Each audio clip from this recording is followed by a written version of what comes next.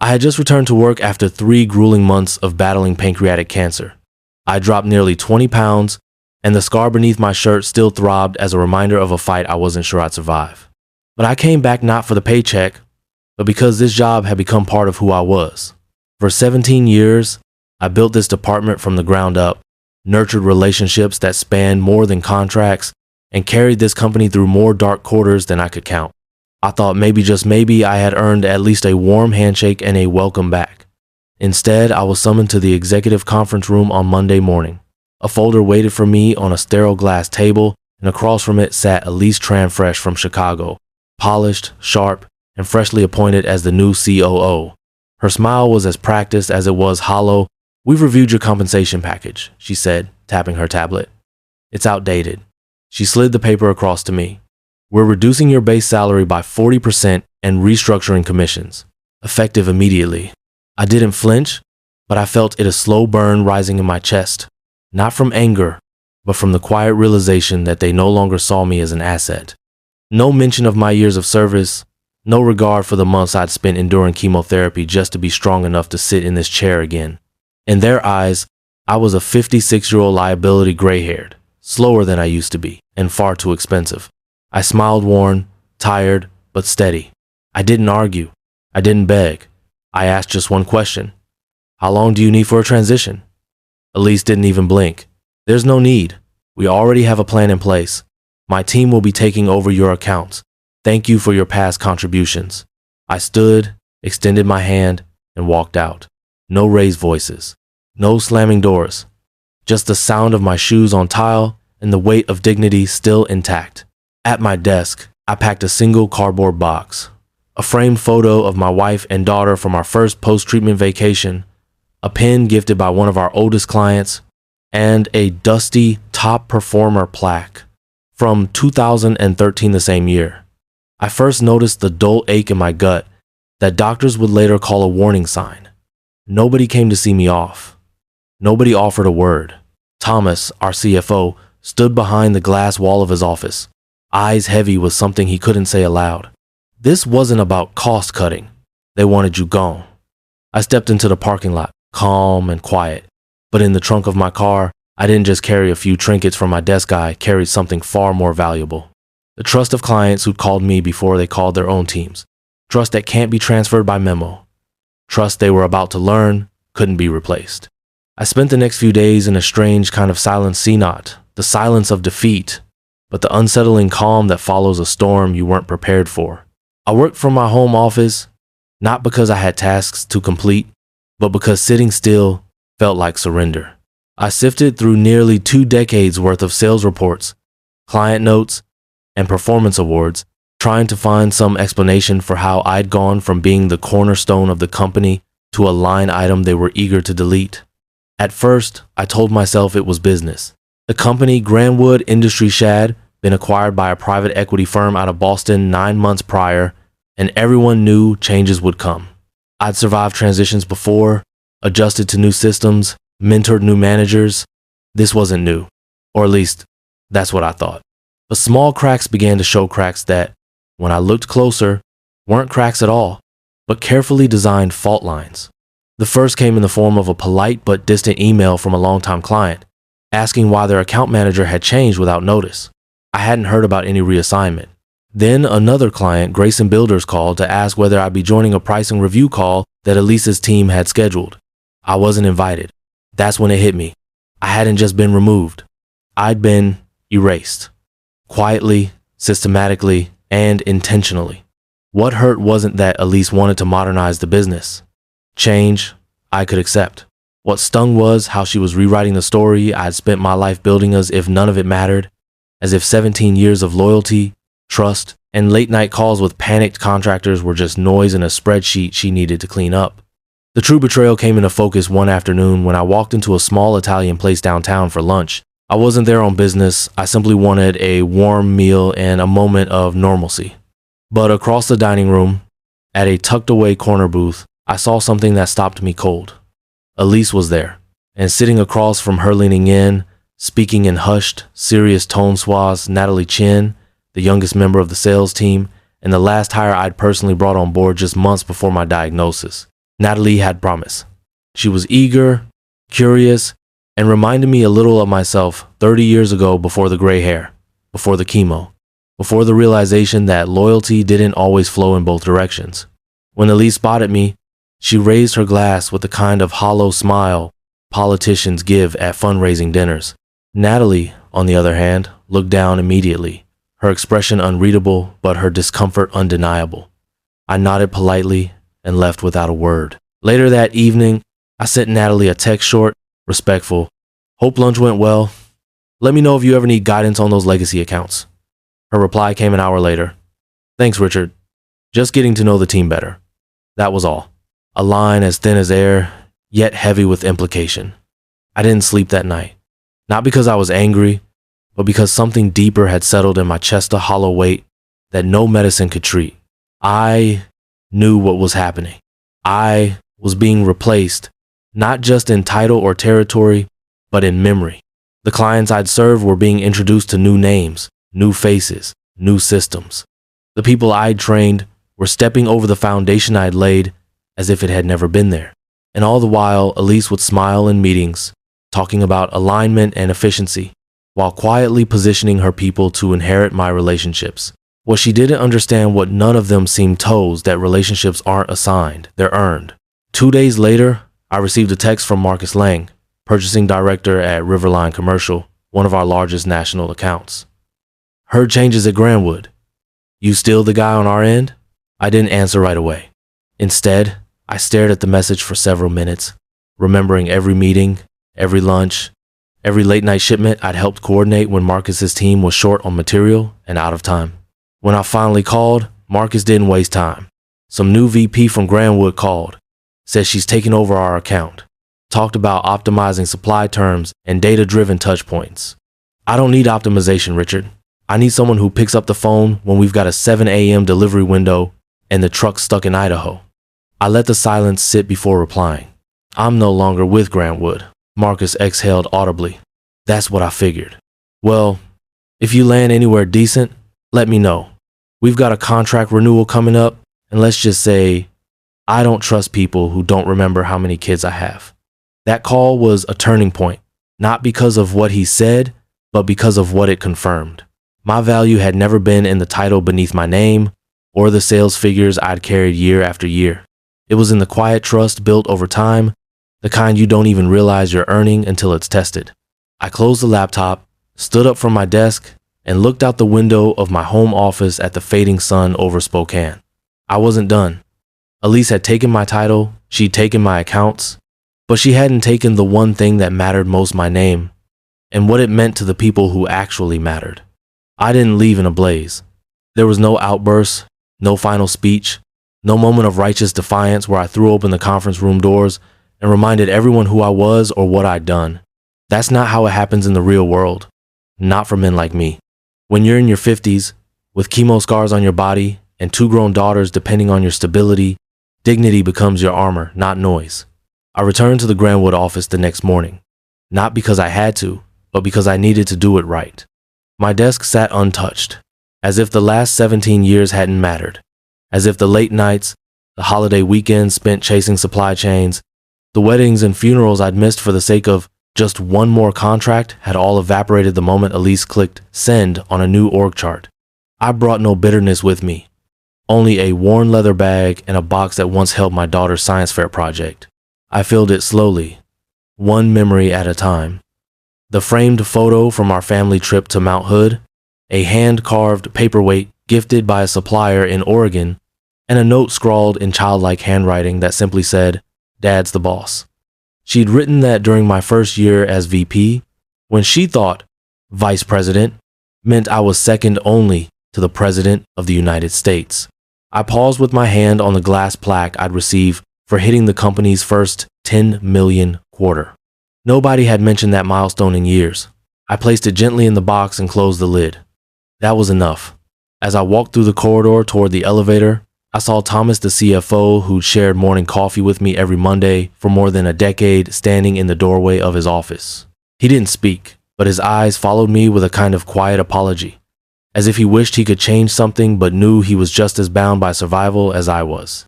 We nodded, two old soldiers, acknowledging a war neither of us had asked for. On the elevator ride down, I caught my reflection in the brushed metal wall. The suit hung looser than it used to, my hair thinner, eyes more tired. I looked like every man corporate America forgets the moment his numbers are no longer climbing. But behind that weary face, I saw something else. The calm of someone who knows the storm isn't over, it's just shifting skies. In the parking lot, I opened the trunk, slid the box into place beside a folded coat and a travel mug I kept meaning to replace, then stood there for a long moment. I didn't feel anger, I felt clarity. I understood finally what Elise had really done.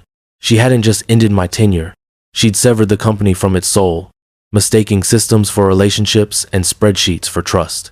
She thought she'd taken everything, the title, the office, the salary, but what she failed to grasp was that my greatest asset had never been written into any contract.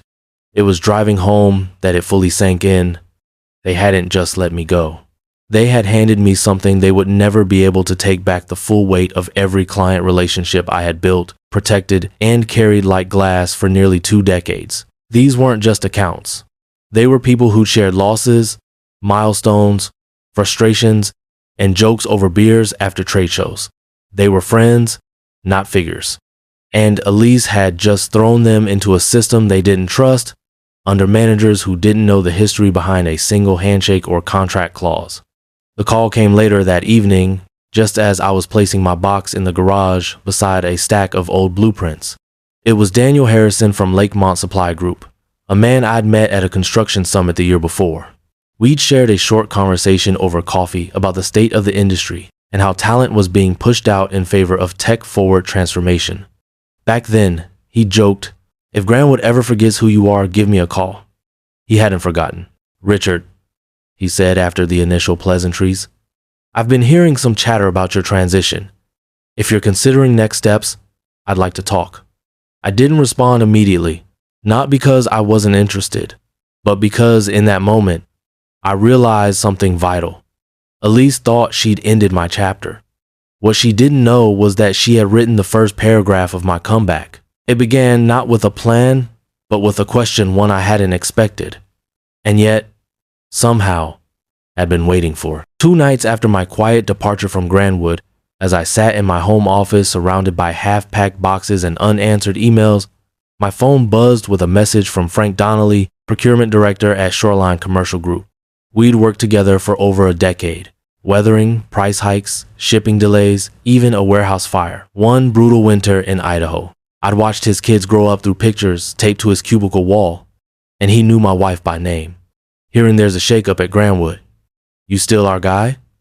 At first I didn't reply, not because I didn't want to, but because I wasn't sure who I was anymore. I no longer had a title, a team, or a corporate email signature to stand behind. What I had was a name. And in that moment, I realized that maybe, just maybe, that was still enough. I called him. Frank picked up on the first ring, his voice already laced with irritation. "She called me," he said without preamble. "That new VP, Elise, said she'd be managing our account from now on. Started rattling off changes, new pricing models, vendor rotation strategies, quarterly KPIs like we were launching a tech startup. Richard, we've been doing business the same way for years because it works. I don't need a spreadsheet. I need a human being who knows what lumber's going to do when humidity spikes in July." I didn't say much. I didn't have to. The silence between us held the history. Then his voice softened. "You staying in the industry? Because if you are, I'd like to know where you land." It was the first crack of light after weeks of quiet darkness, and with it came something deeper than relief, a kind of awakening, not loud or dramatic, but quietly undeniable. For all Elise's graphs and restructuring plans, for all the polished executives walking the halls in 2-0 suits, the people who mattered still called me first. I poured myself a drink, not to celebrate, but to anchor the moment. It wasn't victory, not yet, but it was recognition. And after everything, the illness, the dismissal, the erasure, it was enough to remind me who I was. The next morning, I opened my laptop and found Daniel Harrison's email waiting. We'd spoken briefly 2 days prior, after he heard I'd left Granwood. He hadn't pressured. He'd simply said, "Let's talk." Attached to the message was a proposal. Senior Vice President of Business Development at Lakemont Supply Group, full autonomy, no micromanagement, and the resources to build a team from scratch. But what caught my eye wasn't the title or the compensation package. It was a single sentence in the final paragraph. We don't need you to become something new. We need what you already are. I saved the document to my desktop, but didn't respond right away. Part of me still hesitated. I wasn't 25 anymore, chasing promotions and bonus tiers. I was 56, recovering from surgery, still learning how to live without pain meds, still unsure if I had the strength for another rebuild. But that night, the phone rang again. This time, it was Carla Benton, operations manager for Ridgeway Builders. I'd helped her team through a rushed school remodel 2 summers ago when a shipment of acoustic panels got damaged in transit. We'd pulled strings, rerouted drivers, and met the deadline by the skin of our teeth. I hadn't spoken to her in over a year. Is it true? She asked. You're out? I confirmed it. Well, she said, whoever thought that was a good idea clearly doesn't run projects at ground level. If you start somewhere else, give me a call. Our vendor contract's up in 3 months. I'd rather deal with someone who actually understands what downtime costs. I hung up and sat in silence for a long time. Not reflective silence this time, focus, clear, sharp. They thought they could replace me by importing a new strategy, hiring cheaper faces, and plugging data into dashboards. But what they didn't understand, what Elise never even tried to grasp, was that in this business, it isn't the product that holds the account. It's the person who answers at 7:0 p.m. on a Friday when a drywall order goes sideways. It's the handshake remembered at a funeral, the call on a Sunday just to check in.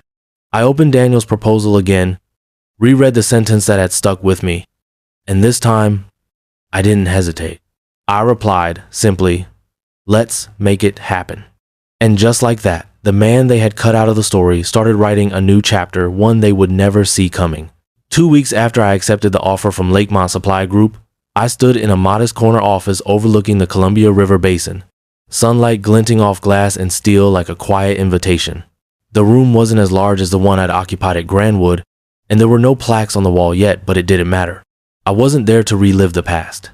I was there to build something that couldn't be taken away with a signature and a smile.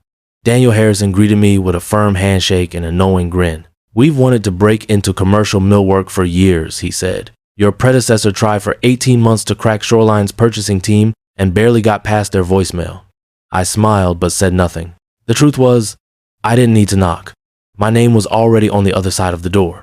The role he'd crafted wasn't about hierarchy or optics. There were no scripted onboarding sessions or culture videos. Just a desk, a phone, and full autonomy not to control people, but to rebuild relationships on my own terms. And this time, I would do it without the burden of legacy politics or departmental egos pretending to understand the difference between engineer redwood and birch veneer. I started slow, not because I lacked urgency, but because I understood the weight of every phone call. These weren't just follow-ups. These were bridges, some still intact, some scorched at the edges, all built on years of mutual trust. I didn't pitch, I didn't sell, I simply reached out to the people who had once trusted me to keep their projects moving and their problems small. Most of them didn't ask why I'd left Grandwood. They already knew. What surprised me was how many hadn't returned Elise's calls. Frank from Shoreline told me she'd sent him a client satisfaction survey with 48 questions. I don't need metrics, he said, shaking his head when we met for lunch. I need someone who knows why we can't wait 3 days for MDF when the walls are already up and inspectors are scheduled. One by one, the clients returned, not in a flood, but in a steady, deliberate stream. First Frank, then Carla from Ridgeway, then Harold from Metro Build, each of them echoing the same frustration. Grandwood had lost the human part of the business. What remained was efficient, yes, but cold, tone deaf, disconnected. They didn't just want product, they wanted presence. And so, my team, small but sharp, began processing the first orders, not as a rebellion, but as a reclamation of service. I handpicked 2 young reps, both smart enough to learn but humble enough to listen. I didn't train them with modules or scripts. I walked them through job sites, explained why builders don't trust specs written by someone who's never held a level, and taught them that relationships aren't measured in clicks or data, Put in Saturday morning calls and favors that don't show up in reports. We worked late, checked every shipment twice, and called every foreman personally before deliveries. Not because we were afraid of mistakes, but because we respected the consequences of getting it wrong. And word began to spread not through marketing campaigns or SEO, but through phone lines, contractor lunches, and silent glances exchanged across job trailers. 8 weeks in, we'd onboarded 3 major clients from my old book. Not a single one had required convincing. They came because they remembered how it felt to be understood, not managed. Then, one afternoon, as I was preparing for a final review meeting with a new school project in Yakima, my assistant walked in holding a letter. It was hand-delivered, stamped with a red seal from Grandwood's legal department. I opened it slowly, already knowing what I would find, a formal reminder of my non-compete agreement and a detailed list of clients I was prohibited from engaging. It was theater, mostly. The clause was clear. I couldn't sell identical millwork products for 6 months, but I wasn't selling wood. I was offering service, strategy, trust, none of which belonged to them, no matter what their lawyers believed. Still, the message was obvious. They were nervous, and not without reason. Because the real cost of cutting someone like me wasn't just about the lost orders. It was in every whispered phone call, every bounced invoice, every contractor who walked away from a pitch deck because the face they trusted was no longer behind it. Elise had assumed that trust could be reassigned, that systems could replace instinct, that data would outperform loyalty, but she had forgotten the most crucial law of this industry. People don't follow logos, they follow people.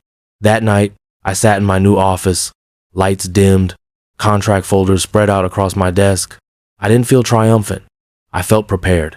They thought I was done, a tired man clinging to outdated habits. What they failed to see was that I had simply evolved. Not louder, not flashier, just stronger. And now, with every deal we landed and every call they didn't return, Grandwood was starting to feel the weight of a decision they thought was strategic but turned out to be personal. By the end of my 3rd month at Lakemont, the numbers were no longer just promising, they were irrefutable. We had signed 5 new contracts, each from former Grandwood clients, none of whom had been approached or pursued directly. They had come on their own, driven not by price or promotions, but by the simplest truth in business. Trust, once broken, doesn't just disappear. It moves. I had made no speeches. I'd written no press releases, but word was spreading not through headlines, but through back channels and closed-door conversations, where decision-makers spoke plainly over lunches and late-night calls about who they trusted, who they missed, and who they were done tolerating. The tipping point came on a quiet Tuesday morning. I was reviewing a bid proposal when my assistant stepped in, her expression cautious. Elise Tran called, she said, as if she wasn't sure whether to continue. She'd like to meet, in person. I didn't respond immediately. Not because I was surprised I wasn't, but because I understood what this meant.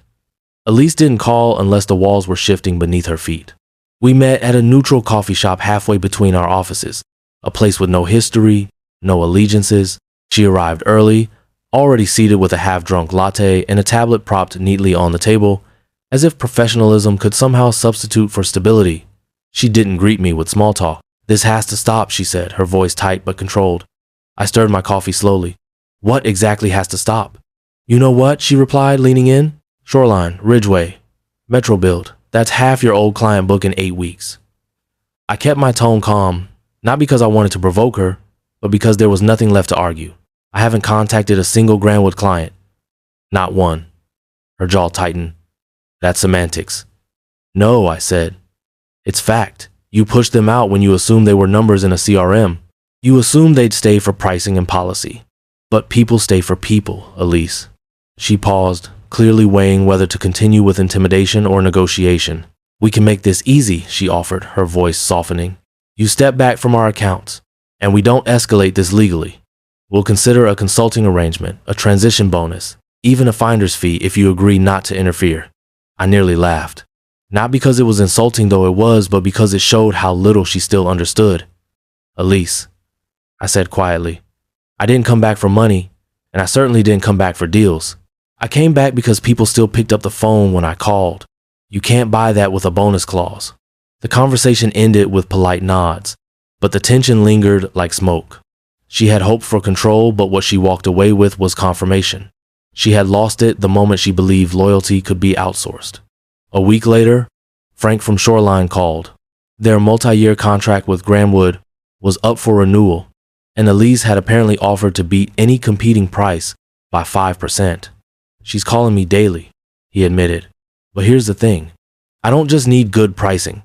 I need someone who actually gives a damn when a shipment's late, and someone who knows why that matters to a union site on overtime. I didn't pitch. I didn't promise. I just listened, and 2 weeks later, Shoreline signed a 3-year contract with Lakemont. It was the largest account I'd ever landed under my own name, and for the first time in years, it didn't feel like a victory for the company. It felt like a vindication of who I was and always had been. Later that afternoon, I received a message from Thomas, Grandwood's CFO, and one of the few who hadn't pretended I was invisible on my way out. You'll want to dial into Grandwood's Q2 earnings call tomorrow.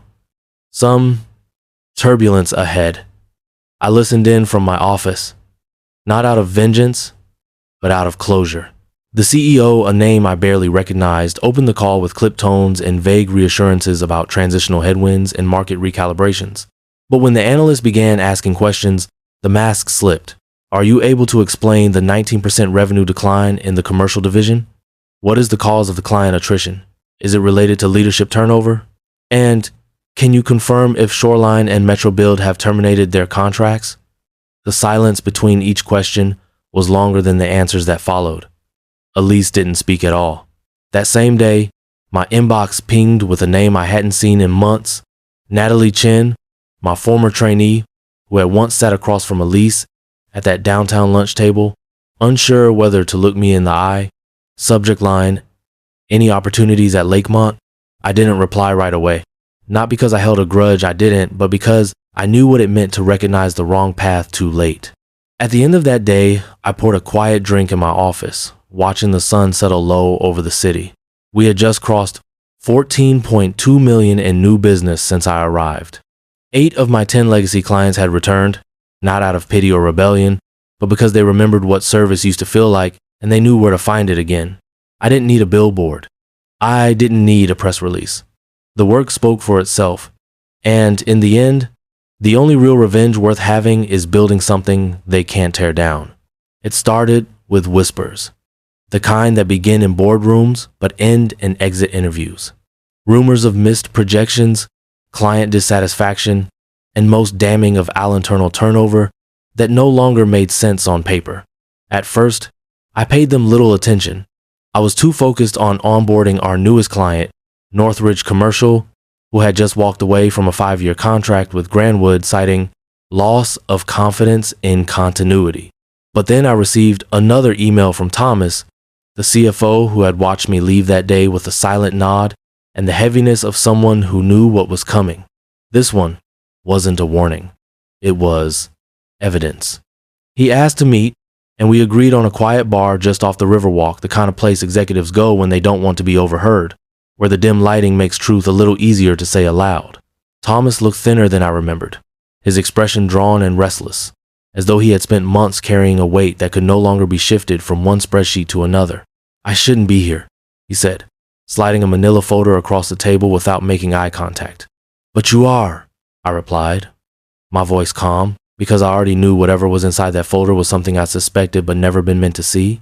Inside was a printout of Elise's quarterly strategy presentation to the Grandwood board. The first pages were what I expected, hollow forecasts, polished graphics, buzzwords polished by corporate consultants who never walked a job site. But buried deeper was a section marked Client Migration Strategy, Hail Accounts. It wasn't just a reassignment plan. It was a calculated blueprint to detach every client I had built over 17 years and funnel them through newly hired managers, most of whom had never even met the people behind those contracts. There were scripted talking points, anticipated objections, rebuttal templates, and, most unsettling of all, a 12-month relationship reclamation timeline that read more like an extraction protocol than a business plan. But what caught me off guard wasn't the tone, it was the math. Elise had reported my client portfolio at $12 million in annual revenue. But according to the projection breakdown, her own document, the real number was $17.3 million, representing nearly a quarter of Grandwood's commercial revenue stream. They never told you what your book was worth, Thomas said quietly. Oliver knew, but after the acquisition, that part wasn't convenient anymore. I closed the folder slowly, feeling the weight of it in my hands. Why are you showing me this now? I asked, even though the answer hung heavy between us. Because she's already missing forecasts, he said, and the board doesn't buy the market disruption line anymore. Northwell's gone, Shoreline's gone, Metro Build's wavering, and now she's rolling out price increases across every legacy account starting next month. The kind of hikes that make clients pick up the phone out of principle. He paused, took a long drink, then leaned in. And there's something else, he said, his voice dropping low. They're auditing your expense reports, going back 3 years. I didn't react, not visibly, but something inside me shifted. They won't find anything, I said. I know that, Thomas replied, but they're building a narrative. If the numbers keep slipping, if more clients walk, they need someone to blame. I understood then that Elise hadn't just seen me as expensive. She'd seen me as obstructive. My relationships, the loyalty I had built through trust and time, stood in the way of her vision, one where everything could be quantified, automated, and controlled from a dashboard. She didn't want to lose me. She wanted to neutralize me. And once that didn't work, she needed to erase the history I represented so thoroughly that even my integrity could be questioned retroactively. As we parted ways, Thomas hesitated at the door. I'm updating my resume, he said, finally meeting my eyes. Thought you should know. Driving home that night, I didn't feel angry. I felt resolved. Elise had gambled on efficiency, but she hadn't accounted for consequence. And now, as the company she tried to streamline began to fracture, it was clear the numbers she relied on had started to fail her, not because the market was cruel, but because you can't restructure trust. At Lakemont, we didn't need strategy decks or staged loyalty programs. We had responsiveness, accountability. We showed up when we said we would and made problems disappear before the client knew they existed. And as Grandwood began tightening budgets, delaying reimbursements, and pushing staff beyond what was sustainable, more cracks formed. The project managers stopped attending calls. The field reps stopped defending new policy changes. And worst of all, the client stopped calling back. The silence was louder than any press release. The next earnings call confirmed what Thomas had hinted at. Grandwood's year-over-year decline had accelerated. The CEO referenced temporary turbulence, strategic misalignments, and operational repositioning. But behind the jargon was a truth too obvious to hide. The collapse wasn't from competition. It was from within. And all I had done was my job. A year to the day after Elise Tran slid that folder across the table and told me my package was outdated, I sat in a larger office not because I asked for it, but because the team I'd built outgrew the old one. Our numbers had just cleared $26.3 million in annual revenue, nearly doubling the goal Daniel had once whispered in cautious optimism. We had 11 reps on the floor now, 2 client managers, and a support staff that actually used the words, "thank you," and meant them. My name didn't hang on a brass plate outside the door, but it didn't need to. In every weekly report, every client referral, every returned call at 6:00 p.m. When most had gone home, my presence echoed. Lakemont had become more than a company to me. It was proof. Proof that the years I gave to this industry weren't wasted. That the scars from illness and betrayal hadn't hardened me into someone bitter, just someone finally clear about what mattered. I kept a photo on my desk, not of the team or the building or a chart with arrows pointing up, but from our holiday dinner last December. It showed a dozen smiling faces, some young, some seasoned, none of them wearing suits or trying to outshine the other. Just people who trusted one another and built something quietly remarkable because no one had told them it couldn't be done. That afternoon, as I was finalizing contracts with 2 new clients, both former Grandwood accounts, my assistant buzzed the intercom. "There's a visitor here. No appointment. Should I ask her to come back another time?" "Who is it?" I asked, not looking up. "Elise Tran." I paused. Not because I was unprepared, but because I already knew this moment would come. I nodded. "Send her in." She looked different, not just older, but quieter. Her trademark designer suit was replaced by something more neutral, almost corporate anonymous, and her posture held less certainty than it once did. She didn't sit until I motioned, and even then, she seemed unsure if the seat would hold her. "Thank you for seeing me," she began, her voice more reserved than I'd ever heard it. "What can I do for you?" I asked, careful not to sound cold, but not warm either.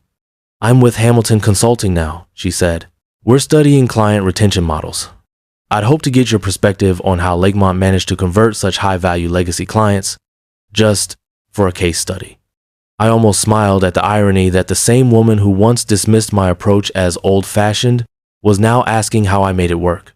I said after a moment, "you already know my approach." She nodded, not arguing. "I miscalculated at Grandwood." "Yes," I replied plainly. She looked down at her hands. "The industry is still talking about how you took down a quarter of their book without saying a word." I said nothing. There was nothing to say. I hadn't taken anything. They had handed it away, one misstep at a time. After a moment, she placed a business card on my desk. "If you ever want to discuss trends or collaborate in any way." I picked up the card, glanced at it, then placed it face down beside my laptop. "I appreciate the offer," I said, standing, "but I'm fully booked these days." She stood too, offering a faint smile that didn't reach her eyes. And when she left, I didn't watch her go. I simply turned back to my work. That evening, I drove across town to my daughter's new house, the one she bought after her promotion to senior architect. We sat on her back patio, sharing grilled salmon and quiet conversation as the sunset washed the sky in soft gold. "How's work, Dad?" she asked, passing me a glass of tea. "Good," I said, with a smile that wasn't forced. "Busy, but good. I think I'm building something that'll last." And I was. Not with wood and nails this time, but with something sturdier. Honesty, follow-through, and the simple courage to keep showing up when others assume you're finished. In the end, Elise gave me something I didn't know I needed. Not her approval, not even closure, but the chance to prove, to myself and to those watching, that you don't have to scream to win. You just have to outlast the noise. If you've ever been replaced, overlooked, or told your time had passed, let this story remind you. Your value isn't tied to titles. It lives in the people who still trust your name. If this story moved you, subscribe to the Underdog's Revenge for more real, powerful, and inspiring stories of those who got back up and proved they were never done. All those. Don't forget to like, comment, and share this video with someone who needs to hear it.